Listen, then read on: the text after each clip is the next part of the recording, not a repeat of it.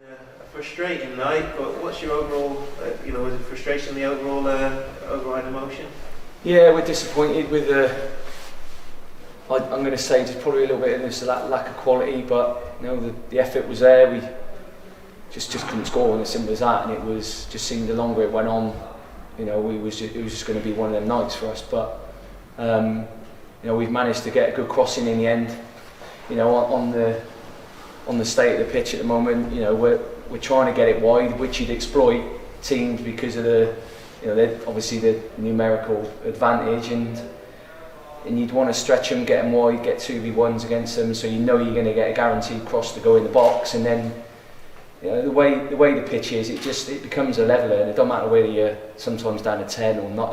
You can see we had it the other week with Grimsby. We were down to 10, and it's still a leveller because you just can't rely on any of the surface. But it's no detriment to anybody here with the ground.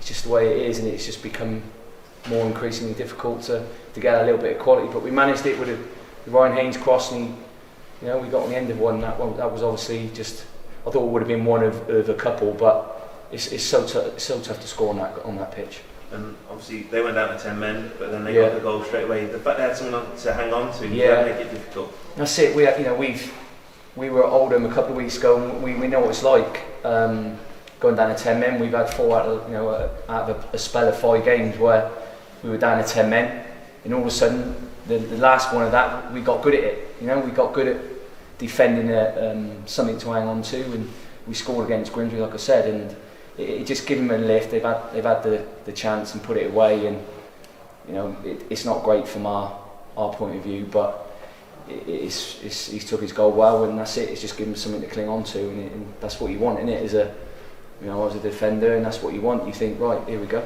It's my time to shine and step up for the team, and that's what they did. They defended well, and obviously we were disappointed, but at one point we were losing, so it was a point gained.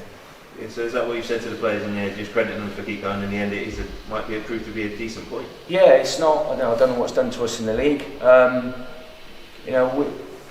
We've come a long way here at the club, and we've got ourselves into a really good position because we've been playing some brilliant football at home, been playing some brilliant football away, and it's now, it's that we're not used to losing this season, and it's been tough to break teams down, more so at home because of the way the pitch is, and that's not down to anybody's help. We live in Newport, and the weather's always bad here, so add that to the other factors of the coronavirus, the pitch not being we have to take it on board, and it just makes the games a leveller, and every scenario's a leveller.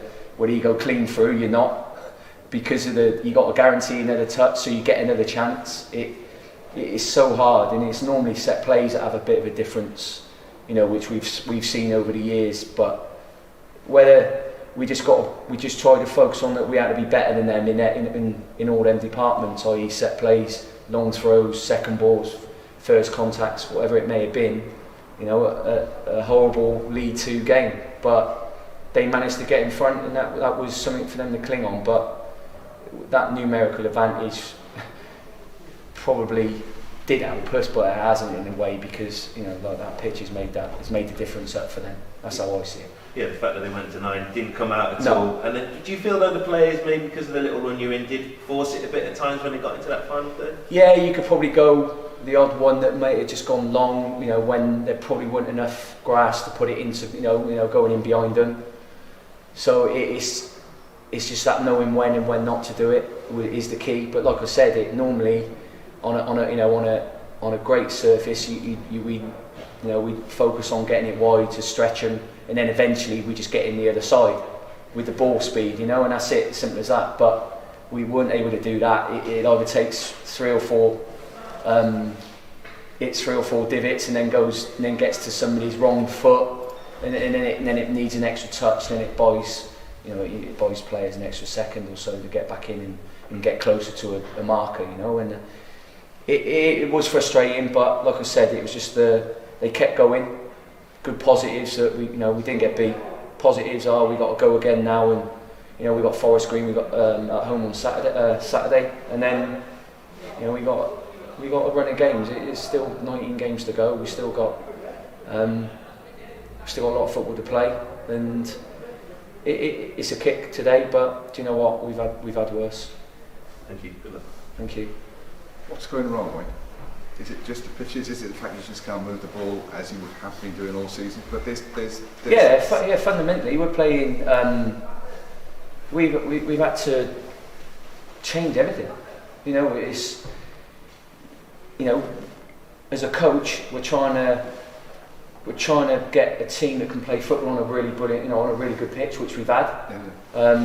Probably up to the beginning of December, and then it's just. I'm not saying it's not demoralising, but it's hard to then just go, right, we're going to do this, and then we're going to play out from the back. We're going to try and build through midfield with a 2 and then a 1. And all of a sudden that book now is just that to be just thrown out the window. Yeah.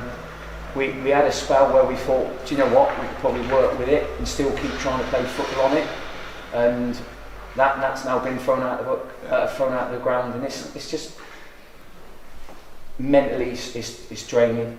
Mentally draining for the players to keep going in through the mud, or keep going through the other factors of the pitch is not obviously great, but as in fatigue-wise, injury-wise, you might take an extra touch, and we see it with Benno here. And you sort of go to ground, and then you're in danger of getting red cards or whatever.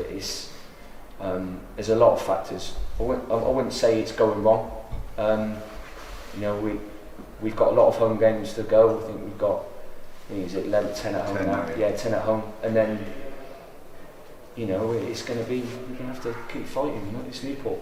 Yeah. It's Newport County. There was a time when that would have gone completely the wrong way, and you're still up there. Yeah, 8 of you up there, you're still in contention. But frustrating.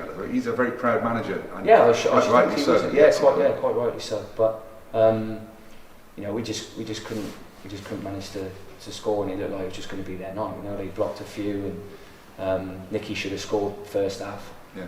Then that's a game changer, really. Yeah. Is it just expectation now, which maybe is a bit cruel on you? We set our own standards here. We set them high. That's where we're at. We want the club to do really well. We want, it's going to be a tough season. There's no one running away with the league. You can see how tight it is. See how tough it is. Everyone's going to be playing Saturday, Tuesday now. Yeah. Everyone hates coming to Newport, and that won't change. Yeah. They know when they come to Newport, you're going to be in for a tough game, and that's all we try to do. We try to adapt things a lot this year with the football we played at the beginning of the season. Yeah. We're adapting again, and I don't see many clubs in our division doing that. I don't see anybody else doing that actually. They either stick with what their philosophy is from the beginning. Yeah. And our philosophy at the beginning was we play some really good football and murder teams at times. Indeed. And now, like you say, it's just becoming a bit more of a leveler because of the pitch, whether you're in front or behind or the games at stalemate. It's still tough to score on that pitch. We were saying earlier in the season, better than Brazil. We're not sure what team would it be. We're going to talk about you now, but hopefully you get back to where you were. Yeah, we don't need many, and that's we got to pick up on the positives because we've got a good group, and that's the main thing. They try. You know what I mean? We just need that that little bit more luck and a little bit of lady luck. Ball falls our way in the opposition box, and then it's a different matter, But credit to Exeter, they come here and they dug deep, and that's what, no doubt, what we would have done. Did you fear that goal might not come? No, I also thought it would come. I thought it would just be too late, which it was. But yeah, I just thought, I thought it would come. You'd have asked me that maybe 20 minutes with 20 minutes to go, I think maybe not. Great, thank you. Thank you. Wayne, sorry, just quickly, the changes you made early on in the game, was that purely tactical or are there some more injury worries? No, purely tactical. It was just trying, like I said to Matt, just trying to get a little bit more width with us, take the man out of midfield. That it just seemed to be that they changed, obviously with them going down to 9, they changed shape, and then different to 10, they had their long striker up there still, and so that sort of, we weren't too sure about changing it too quick, too early, and then like what happens when you get sucker punched, and that's what we did. So, but once we knew they went down to 9, it was completely different.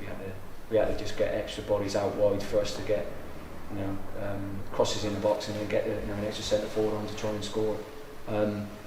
Gladly it paid off, but it just a bit too late for us. Really.